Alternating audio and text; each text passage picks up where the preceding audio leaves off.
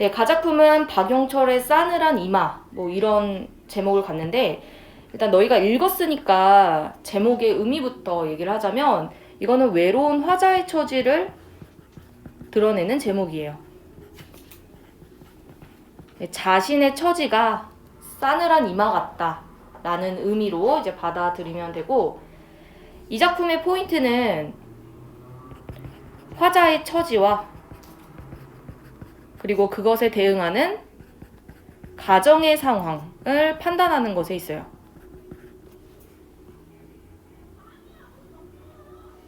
특히 1연에 보면은 큰 어둠 가운데 홀로 밝은 불 켜고 앉아있으면 모두 빼앗기는 듯한 외로움이라는 감정이 나오죠. 그 외로움이라는 감정에 대해서 이 화자가 가정을 하나 하는데 그 가정이 뭐냐면 한 포기 산꽃이라도 있으면 난 위로가 될 것 같아 라는 말을 합니다. 그래서 여기에 대응하는 가정의 상황은 산꽃이라고 보면 되고 얘네로부터 위로를 받고 싶다 이렇게 이해하면 되고 그 다음에 2연을 보면 모두 빼앗기는 듯 눈 덮인 고이 내리면 환한 온몸은 새파란 불붙은 인광이라고 나와 있는데 여기서 인광이 좋은 뜻이 아니에요. 그냥 자기가 불타오르는 느낌이 든다라는 정도의 의미고 이런 상황에서 까만 귓도리가 있었으면 좋겠다 라고 이야기를 합니다. 여기서 귓도리는 기쁨이라는 말로 표현이 되고 있어요. 그 다음 3연에서는 파란 불에 몸을 사르면 싸늘한 이마가 맑게 트여 기어가는 신경의 간지러움이라는 말이 나옵니다. 이 간지러움이라는 것도요, 뭔가에 물려서 느끼는 간지러움 이런 의미가 아니고 내가 너무 감각이 극대화돼서 외로움을 견디기 어려운 상황이라고 보면 되고 이거에 대한 가정은 별이 마음에 있으면 즐거울 것 같다 라는 말로 제시를 하고 있어. 그래서 전반적으로 모든 연이 요 화자의 처지는 전부 다 외로움의 심화와 관련된 상황이라면 요 오른쪽은 그 외로움을 극복하는 소망에 대한 메시지다라고 생각을 해주면 됩니다. 일단 3번 문제 보기가 있어서요. 그거를 살펴볼게요. 외로움은 고립된 인간이 지닌 본 원적인 감정으로서 시에서 형상화되는 주된 정서 중의 하나다. 가에서 화자가 암울한 상황에서 자신의 내면을 바라보며 느끼는 극한의 외로움과 그 상태에서 벗어나고 싶은 바람을 감각적으로 표현하고 있다. 이게 주제네. 외로움과 그것에서 벗어나고 싶다. 근데 감각적이라는 말이 드러나 있으니까 시각, 청각, 촉각, 후각, 미각, 공감각 이 중에 최소 하나는 나오겠죠. 그 다음 나도 미리 얘기를 보고 갈게요. 나에서는 외부와 단절된 채 살아가는 노인의 모습을 관찰한대. 그러면 화자는 자기 얘기를 하는 게 아니에요. 시적 대상인 노인을 관찰하면서 그 노인이 느끼는 외로움과 누군가에 대한 노인의 애절한 그리움을 감각적으로 표현하고 있대. 그러면 이 둘이 묶인 이유는 외로움이라는 감정 때문이구나 라는 것까지 이제 우리가 확인을 할 수 있었죠. 그럼 한번 다시 지문으로 가볼게요. 1번부터 가볼게. 큰 어둠 가운데 홀로 밝은 불 켜놓고 앉아있으며 모두 빼앗기는 듯한 외로움을 느끼고 있대요. 이때 한 포기 산꽃이라도 있으면 얼마나 큰 위로이랴. 감사합니다. 그래서 지금 세모를 친 건 당연히 안 좋은 거고 동그라미는 화자가 원하는 거겠죠. 그래서 이 큰 어둠은 이 화자가 암울하고 부정적인 상황에 놓여 있다 라는 걸 알 수 있어요. 어둠이라는 이미지 자체가 주는 게 보통 암울함이니까. 그러면 이 어두움은 이 화자한테 외로움을 심화시키는 환경인 거죠.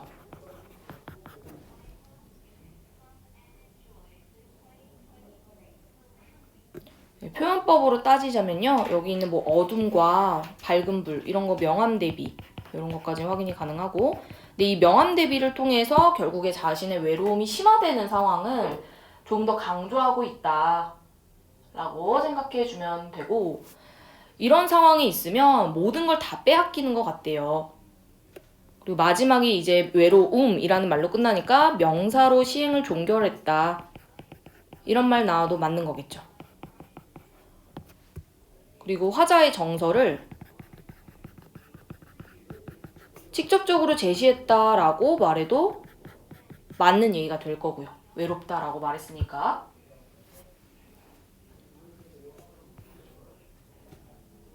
그때 산꽃이 있으면 나는 위로를 받을 수 있을 것 같대요. 그래서 이 동그라미인 산꽃은 나에게 위로가 될 수 있는 존재죠.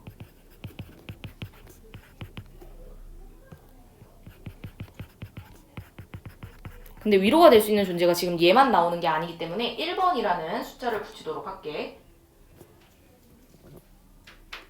그리고 표현법으로 접근하면 뭐뭐 한다면 이런 거 다 가정이죠. 가정법이라고 볼 수 있고, 마지막 뭐뭐리야 의문형 어미니까 서리법이지. 그런데 서리법은 예전에 몇 년 전이었는지 정확히 기억은 안 나는데 모의고사에서 영탄법으로 인정을 한 적이 있어요. 그래서 이것만으로 영탄법이라고 볼 수도 있어. 내가 이걸 왜 얘기하냐면 시연이 필기 보니까 선생님이 이걸 얘기하신 것 같더라고. 맞죠? 그래서 영탄이라고 나왔을 때 무조건 감탄사나 느낌표만 찾을 필요는 없다는 얘기죠. 요런 것도 영탄법으로 인정이 되고, 그 다음 2연도 볼게요. 모두 빼앗기는 눈덮개 고이 내리며, 그럼 이 눈덮개 안 좋은 거죠. 환한 몸은 새파란 불 붙어있는 인광, 이거 나쁜 거고, 귓도리가 좋은 거겠죠. 자, 여기서 눈덮개가 뭐냐면 말 그대로 눈을 덮고 있는 거야. 나의 눈을 덮은 거. 눈꺼풀이죠.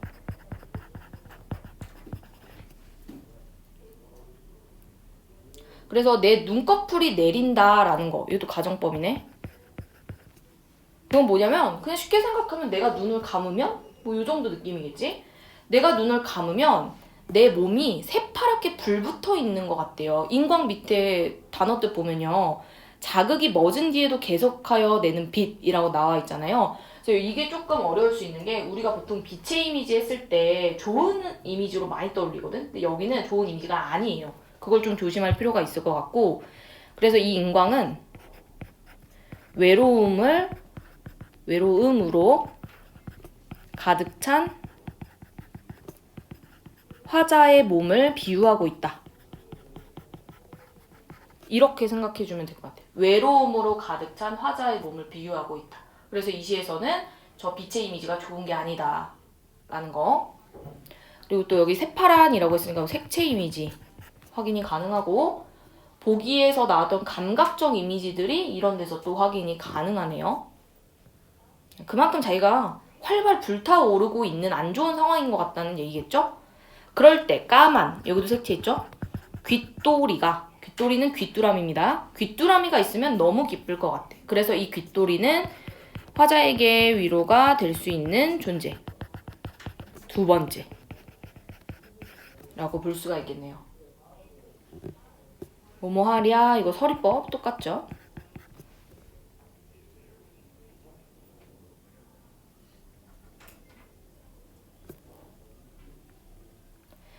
자, 그 다음에 사면 파란 불에 몸을 사르면. 근데 이게 표현법으로 접근하면 얘들아, 이 위에 새파란 불 붙어있는 인광을 여기에 다시 갖고 온 거라고 볼 수가 있거든? 위에 파람이라는 말이 있는데 또 나왔잖아요. 그래서 이 부분 때문에 이 작품에 연쇄법이 있다라는 말이 나와도 맞습니다. 연쇄법이라는 게 끝에 있는 구절을 맨 앞구절로 끌고 오는 걸 말하기 때문에 이거 맞는 얘기고요. 그러한 파란 불에 몸을 사르면 싸늘한 이마, 맑게 트여가는 신경의 간지러움. 자, 이 신경의 간지러움도 세모입니다. 그럴 때 나를 기리는 별이라도 있었으면 좋겠대요. 자, 신경의 간지러움이 뭐냐면 그런 거야. 사람이 너무 예민할 때 온몸이 간지러운 듯한 느낌을 받을 때가 있거든. 그래서 여기에 있는 이 신경의 간지러움은 그냥 이 화자가 극심한 고독감으로 잠에서 깬 거고, 정신적인 감각이 되게 맑아지는 상태를 이렇게 신경이 간지럽다라고 한 건데 좋은 의미가 아니에요. 그만큼 너무 외로워 이런 의미고 이런 상황에서 나를 기리는 자 기리다라는 건 나를 칭찬해주는 혹은 나를 기억해주는 나를 좋아하는 그런 별이라도 있으면 너무 좋을 것 같아. 그러면 이 별도 화자에게 위로가 될 수 있는 존재 세 번째라고 볼 수가 있겠죠. 네, 똑같이 서리법이고 그래서 전체적으로 봤을 때 사실 유사한 문장 구조의 반복이라고 말해도 되고요. 그리고 연과 연 사이가 약간 병렬의 구성을 갖는 거죠. 각각 이제 다른 얘기를 하고 있고 주제는 밑에다 적게요. 고립된 자아의 외로움과 위로받고 싶은 마음.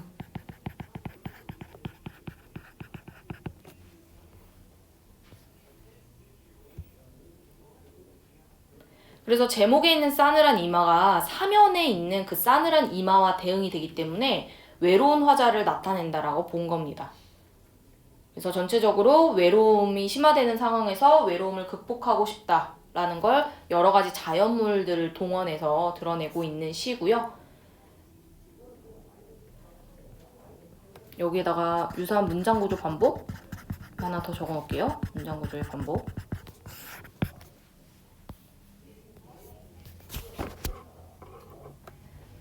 자, 일단 문제를 그럼 한번 가보도록 할게요. 1번에 1번 선지 가정이라는 건 뭐뭐 한다 면이 들어가면 되기 때문에요. 1번은 맞죠 당연히. 그 다음에 3번 유사한 형식 반복 당연히 맞고요. 그 다음 가음성상징어 없고요. 일부 시행을 명사로 마무리하는 거 맞습니다. 이 일부 시행을 명사로 마무리하면 그 명사의 포커스가 맞는 효과가 있어요. 그래서 정서를 부각하고 있다라는 말 괜찮습니다. 그 다음에 뒤로 넘어가서요. 기억의 귓돌이죠. 귀뚜라미, 즉 나에게 위로를 해줄 수 있는 존재? 그런데 이 귀뚜라미가 감정을 이입한 대상은 아니죠. 나를 위로한 대상이니까 X 칠게요. 그리고 화자에게 삶의 충만감을 느끼게 한다. 이 귀뚜리는 여기서 화자에게 위안을 줄 수 있는 존재, 위로의 존재이기 때문에 충만감을 느끼게 하는 것까지는 할 수가 없고 3번이 이제 가장 적절하고요. 그 다음 밝은 미래와는 관련이 없고 긴장하게 하지는 않죠. 그래서 일단 벌써 답은 3번으로 나오긴 합니다. 자, 3번 문제 갈게요. 어둠 가운데 앉아서 눈꺼풀이 내리는 모습은 이거 다 안 좋은 거였잖아. 그러니까 암울한 상황에서 자신의 내면에 대해서 얘기하고 있는 화자의 모습이 맞죠.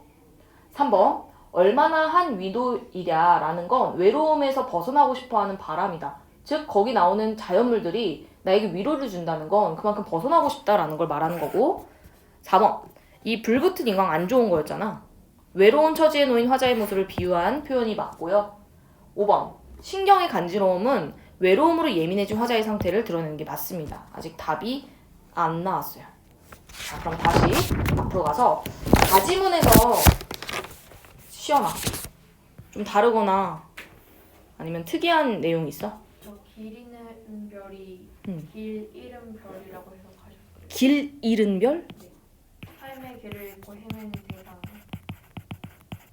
길 잃은 별? 그러면 너희는 이렇게 적어야겠다. 다 같은 선생님한테 배우는 거잖아 여기, 그치? 또 있어? 그리고 야로 계속 끝나서 가군. 그치, 가군이죠. 가군은 끝에 있는 종결어미가 반복되면 생기는 운율이죠. 그리고 불의 이미지도 설명해 주셨어요. 1연은 밝은 불, 2연은 인광, 3연은 연소. 이 밝은 불? 네. 이거? 그 다음에 여기 인광? 네. 이거 연소? 네. 근데 그 불의 이미지가 뭐 어떻게 다르다는 거야? 외로움이 더 심화되는. 불의 크기가 작아지면서 외로움이 좀 더 심화된다고 하셨어요. 아, 이렇게 한다고? 밝은 불, 인광, 사르면 커지는 거에서 작아지는 걸로. 그러면서 외로움 심하. 또 있어? 그리고 화자의 인식도 1연은 어둠 속에서 외로워함. 응. 2연은 눈을 감음 외로움 심화. 응. 3연은 맑아진 정신 외로움 심화. 응. 아, 이거는 안 적어도 되겠다. 어쨌든 1, 2, 3년은 다 상황이 좀 다르지만 외로움과 관련된 거니까 괜찮을 것 같고. 또 있나요? 상코체의 객관적 상담론이라고 적어주셨어요. 그럼 상꼬치 객관적 상관물이면 나머지도 다 객상이라는 뜻이야? 네.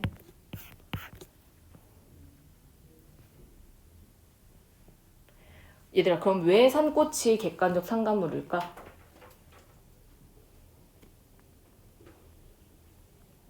왜 산꽃이 객관적 상관물이에요? 객관적 상관물의 개념이 뭐야?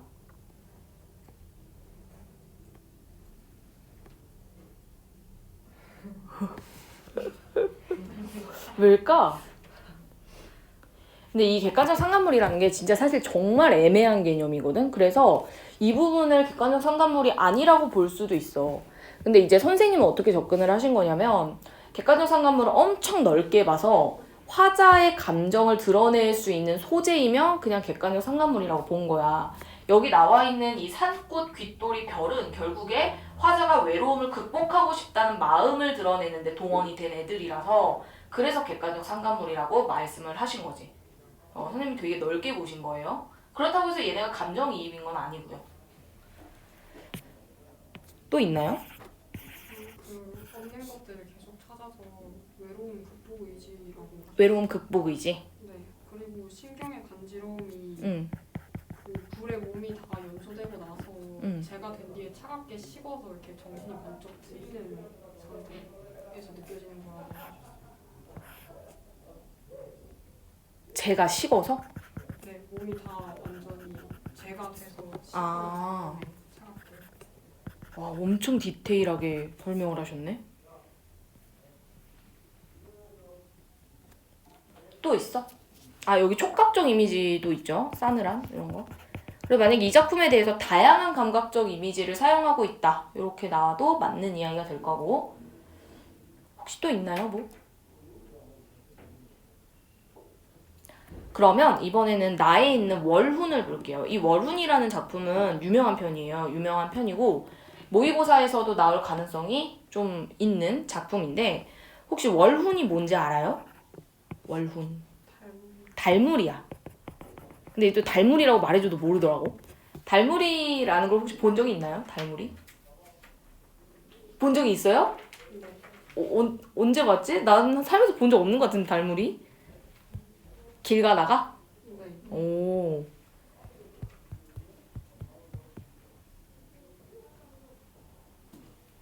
달무리가 이렇게 그 달 주변으로 빛의 띠를 두르는 현상? 뭐 이런 건데 그렇게 내가 생각했을 때 자주 볼 수 있는 현상은 아닌 것 같고 근데 이 달무리가 주는 느낌과 이미지를 잘 생각해야 돼. 왜 하필이면 작가가 제목을 달무리로 했는가?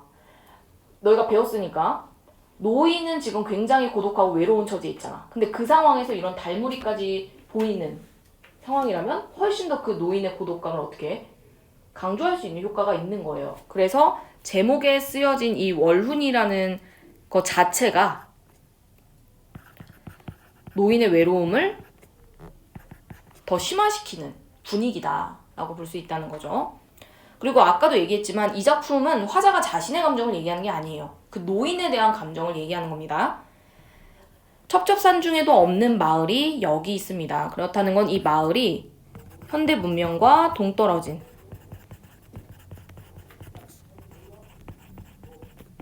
공간이라는 걸 알 수가 있고 환상성 이런 말이 나올 수도 있어요. 첩첩산중이라고 했을 때 우리는 보통 신비로운 분위기를 많이 떠올리죠. 입진 사이길 저 모래뚝 그 너머 강기슭에서도 보이지는 않습니다. 그만큼 첩첩산중이고 허방다리라는 걸 드러내면 보이는 마을이래요. 허방다리가 뭐냐면 구덩이에요. 구덩이.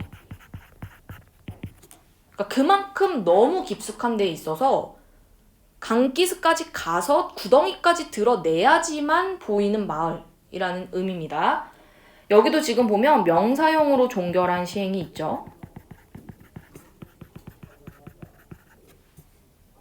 그리고 얘들아 여기 비읍니다가 있어. 경어체 뭐 이런 것도 나올 수 있겠지?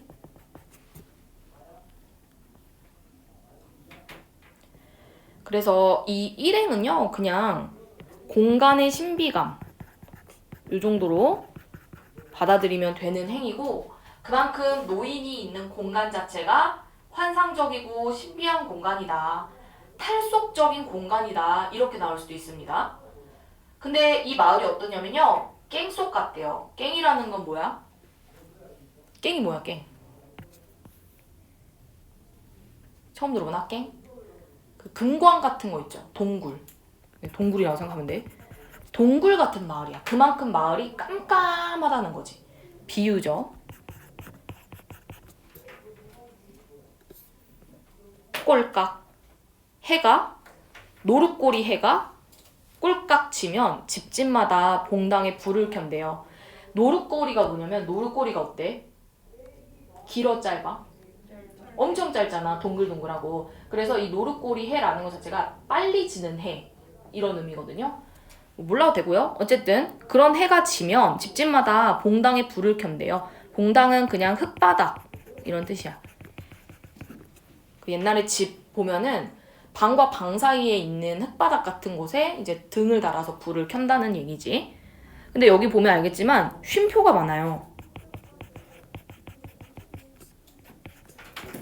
쉼표를 통해서 운율을 형성하는 걸 우리가 내재율이라고 얘기를 합니다. 그래서 이 시가 너희가 보면 알겠지만 행의 구분이 뚜렷하지 않은 산문시야. 그런데 산문시라고 해서 운율이 아예 없는 건 아니죠. 이런 식으로 쉼표를 사용해서 운율을 형성하고 있고요. 그래서 여기까지는 결국 뭘 얘기하냐면 저녁이 오는 상황이라고 보면 돼. 콩깍지처럼 후미진 외딴 집. 외딴 집에도 불빛은 앉아 이슥도록. 이슥이라는 건 밤 늦도록, 밤 깊도록 이런 뜻이야. 창문은 모가빛입니다. 자, 장면을 상상해 보면요. 굉장히 후미진 외딴 집이죠. 그리고 거기에 이제 불빛이 켜져서 그 창문의 색깔이 모가빛인 상황이라는 그 정도의 이야기인데 여기도 눈에 띄는 표현법이 딱 하나가 있어요. 뭘까? 밑줄 쳤어. 뭘까요? 반복법도 맞아. 반복법도 맞는데 또 있어. 연쇄법이죠. 콩깍지를 뒤에 연결하고 외딴집을 또 뒤에 연결하고 연쇄법이 맞고요. 그 다음 모가빛이라는 것도 사실은 비유적인 표현이죠. 색깔이 모가 색깔 같다 뭐 이런 정도의 느낌이고요. 긴 밤입니다. 시적 허용이지. 외딴 집에 있는 노인은 홀로 잠이 깨어서 출출한 나머지 무를 깎기도 하고 고구마를 깎다가 문득 바람도 없는데 시나브로 풀려 내리는 집단, 지포라기에 설레임을 듣습니다. 자, 포인트는 이거야. 이 할아버지가 왜 지포라기에 설레임을 듣느냐. 지포라기가 뭐냐면 그냥 지푸라기예요. 얘들아, 지푸라기가 풀리는 그 소리, 우리한테 의미가 하나도 없거든. 근데 왜 이 할아버지한테는 의미가 있을까? 너무 외로워서 그 풀리는 소리마저도 누군가 온 건 아닐까 하는 그 변화의 감지를 느낀다는 거죠. 불쌍한 거죠. 그래서 이 외딴집 노인에서 이 외딴집이라는 것도 이 노인이 외로운 처지라는 걸 보여주는 말이고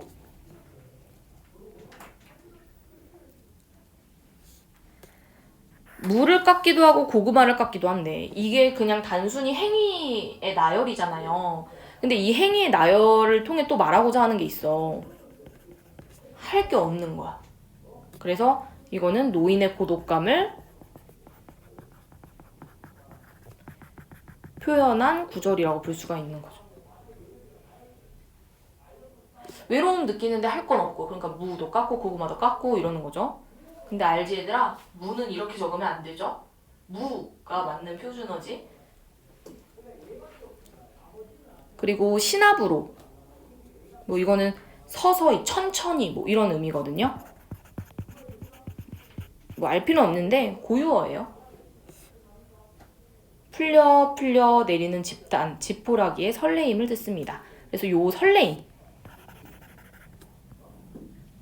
이거는 아까도 얘기했지만 막연한 기대감이야. 혼자 있으면 이렇게 소리가 날 가능성도 없거든요. 주변에 아무 존재가 없으니까. 그래서 이 막연한 기대감을 이제 좀 간접적으로 표현을 한 거죠. 귀를 모으고 듣지요. 후루룩 후루룩. 처막기체 나래. 나래는 날개죠. 날개를 묻는 이름 모를 새. 자, 그럼 후루룩 후루룩은 의성어네. 그 새가 날개를 터는 그 소리를 표현한 의성어고 청각적 심상이죠. 새들의 온기를 생각합니다. 아, 여기 촉각적 심상도 있어. 그럼 이 작품도 다양한 심상을 사용하고 있다라고 하면 맞는 거예요. 시각, 청각, 촉각 이렇게 있죠. 숨을 죽이고 생각하지요. 참 오래오래 노인의 자리맡에 밭은 기침 소리도 없을 양이면 벽 속에서 귀뚜라미는 울지요.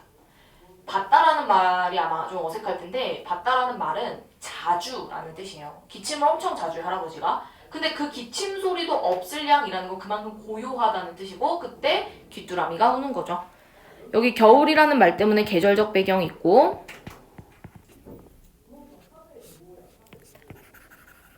이 울지요에 초점을 맞춰야 되더라. 이 울다가 그냥 단순히 귀뚤귀뚤 소리를 내다 이렇게 접근하는 게 아니고요. 문학에서 울다는 정말 cry의 의미인 경우가 많기 때문에 이 귀뚜라미는 이 작품에서 감정이입이라고 볼 수 있어요.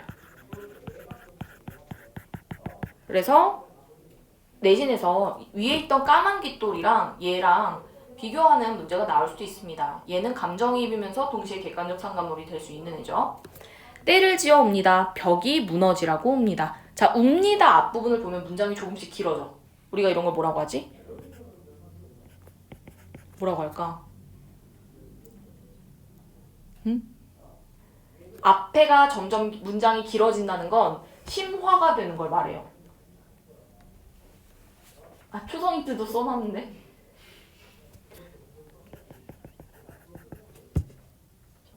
그렇지, 점층법이에요. 그러니까 점층법은 점점 상황이 심화가 되거나 강해질 때, 점강법은 점점 뭐 작아지거나 약해질 때인데 이게 사실은 우리가 받아들일 때 좀 애매해. 내가 생각했을 때 어이씨 이거 강해지는 것 같은데? 근데 어떤 애는 이게 왜 강해지는 거야? 이럴 수 있다고. 그래서 점층법을 판단하는 굉장히 좋은 방법 중에 하나가 같은 서술어인데 앞부분이 길어지느냐를 따져보면 돼요. 얘 같은 경우에는 이 상황이 점점 때를 지었는데 벽이 또 무너지기도 하는 거잖아. 그 상황 자체가 앞이 좀 더 강화된다라고 본 거죠. 어느덧 밖에는 눈발이라도 치는지. 자, 이 눈발. 얘도 그냥 사용된 게 아니고요. 적막감을 고조하는 소재인 거지. 만약에 햇빛이 쨍쨍해. 이런 거 너무 외로움을 부각하는 것과는 관련이 없단 말이죠. 펄펄 한방눈이라도 흩날리는지. 이때 펄펄 의태어고. 창호지 문살에 돋는 월훈. 그래서 여기 이 월훈도 명사형으로 종결을 해서 여운도 남기고 그 노인이 드러내고 있는 외로움의 정서, 그 깊이를 조금 더 깊게 해주는 낭만적 분위기를 형성하고 있는 배경이죠. 그래서 이 다리하는 기능 뭐 이런 것도 시험에 나올 수가 있고 이 시가 전체적으로 원경에서 근경으로 가는 구조예요. 그래서 좀 멀리서 봤던 마을의 이미지였다면 밑으로 갈수록 그 노인의 클로저이 된다라고 보면 되고 이 말은 결국에 시선의 이동이 있다라고 해도 맞습니다. 시선의 이동. 그래서 전체적으로 보면 아까 이제 원경, 근경 얘기했죠? 원경일 때는 허방다리를 드러내면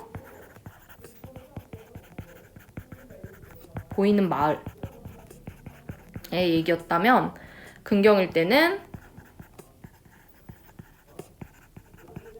밤에 홀로 깨어있는 노인의 모습을 보여줌으로써 결국의 주제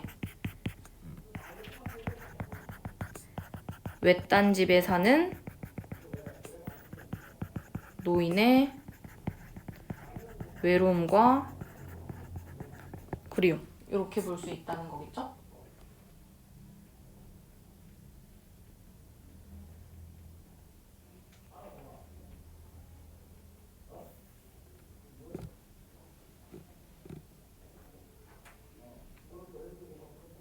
학교에서 또 뭐 해줬어요, 여기?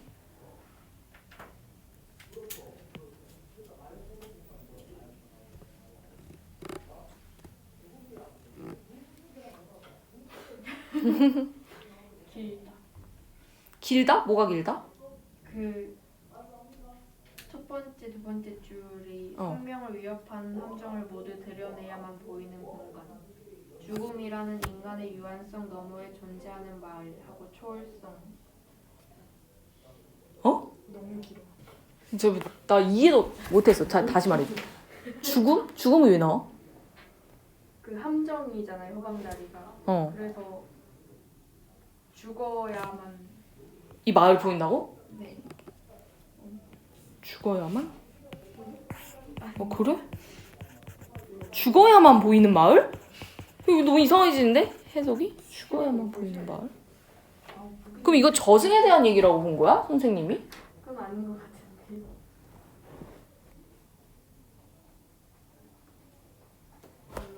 아, 죽음을 이겨내고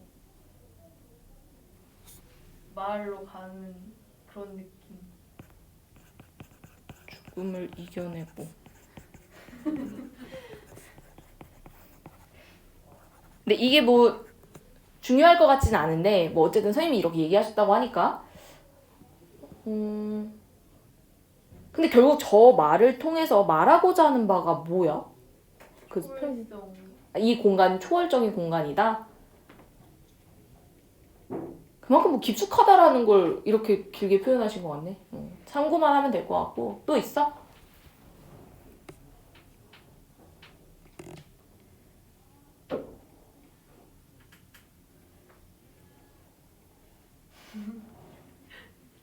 비슷해? 비슷하면 말 안 해줘도 돼. 근데 이 시가 보통 이제 시험에 나오면 일단 표현법이 좀 많이 나오는 편이에요. 여기 너희가 보면 알겠죠? 연세법, 비유법, 명사형 종결, 감정이입, 점층법, 음성상징어 되게 많잖아. 그런 게 좀 많이 나오고 그리고 또 이제 귀뚜라미. 여기가 시험에 또 많이 나오는 포인트 중에 하나고요. 그리고 이 노인의 상황을 묻는 내용일치적인 문제 그런 것들도 좀 많이 나오는 편이었던 것 같아. 그리고 이 월훈의 기능 이런 것들도 이제 체크를 해볼 필요가 있고 얘가 이제 외부 지문이랑 엮여서 나올 때는 지금 방금 봤던 이 가 작품처럼 외로움을 느끼는 화자의 처지 비슷한 거 엮는 경우가 좀 있어요. 그래서 내 생각에는 요 월훈과 관련해서 아예 새로운 지문을 갖고 올 것 같진 않고 요 가나를 묶어서 지금처럼 문제를 내지 않을까라고 생각이 들고 이제 문제를 보면요. 2번 시선이동 있고요. 그걸 통해서 그 공간과 인물의 특징을 말해주고 있죠. 3번 얘도 유사한 문장 구조가 있기 때문에 달리라고 하면 안 됩니다. 그럼 얘가 유사한 형식의 문장이 어디냐? 예를 들면 뭐 여기도 괜찮죠? 뭐뭐 하기도 하고 뭐뭐를 깎다 이런 것도 되고 그리고 여기 울지요. 때를 지어 웁니다. 벽이 무너지라고 웁니다. 이런 것도 유사한 문장 구조의 반복이라고 볼 수 있죠.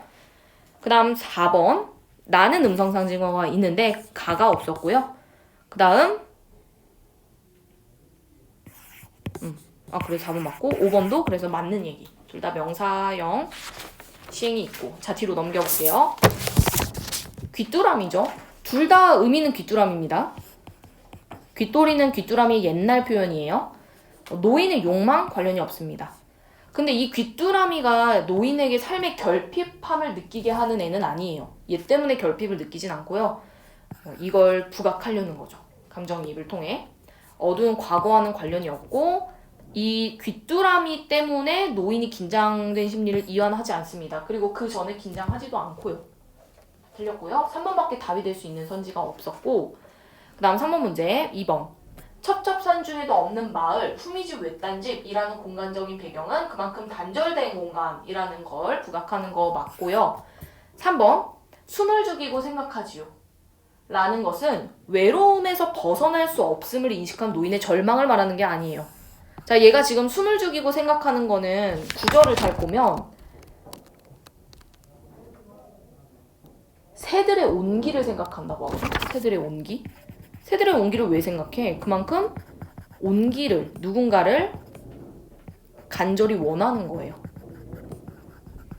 이건 인과관계가 잘못된 선지라서 정답은 3번이고 4번 홀로 잠이 깨어서 무나 고구마를 깎는 건 그만큼 이 노인이 외롭다는 거죠.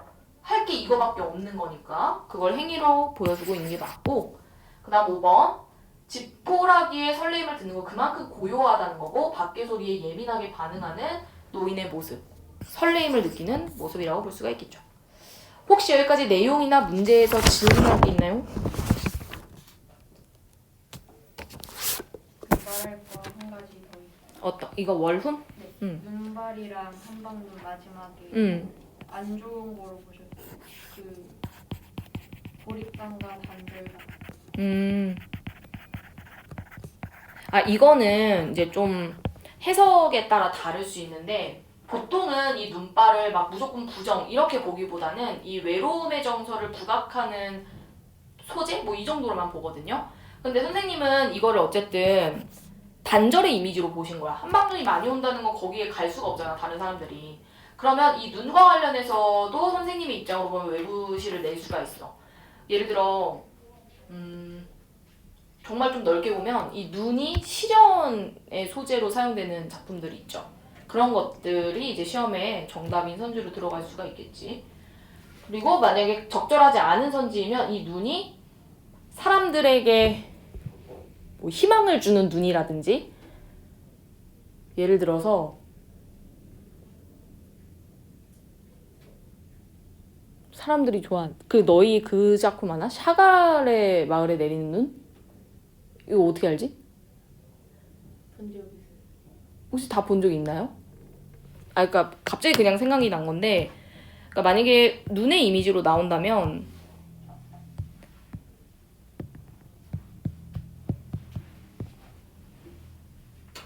아마 보면은 알 거예요. 이게 모의고사에 여러 번 나왔던 작품이라.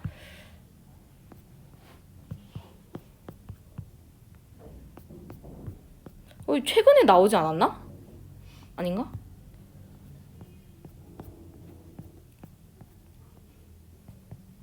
요런 거 본 적 있나요?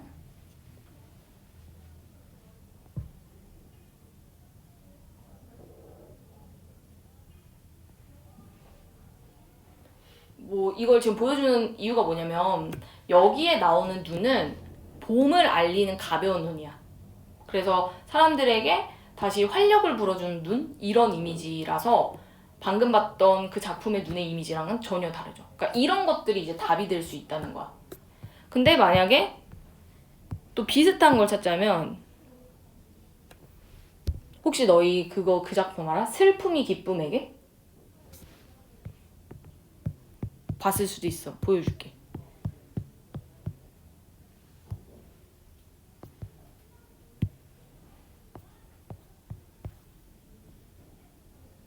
혹시 본 적 있나요? 처음 보는 사람들은 이 작가가 왜 너에게 슬픔을 주겠다라고 말하는지를 좀 생각해보면 돼. 여기서 말하는 슬픔은 뭐냐면 남에 대한 연민의 눈물이야. 근데 여기 있는 대상, 너가 남에 대한 연민이 전혀 없어. 여기 보면 눈 나오죠. 이 세상에 내리던 한방눈을 멈추겠다. 이때 한방눈이 가난한 사람들을 더 힘들게 하는 시련 같은 애거든. 근데 여기 나오는 그런 봄눈은 나쁜 걸까 좋은 걸까? 이때 봄눈은 또 좋은 거예요. 그래서 이런 식으로 눈의 이미지를 가지고도 시험에서 뭐 외부 선지로 낼 수도 있겠지. 그래서 그거 정도만 그럼 체크를 해두면 될 것 같고. 또 있나요?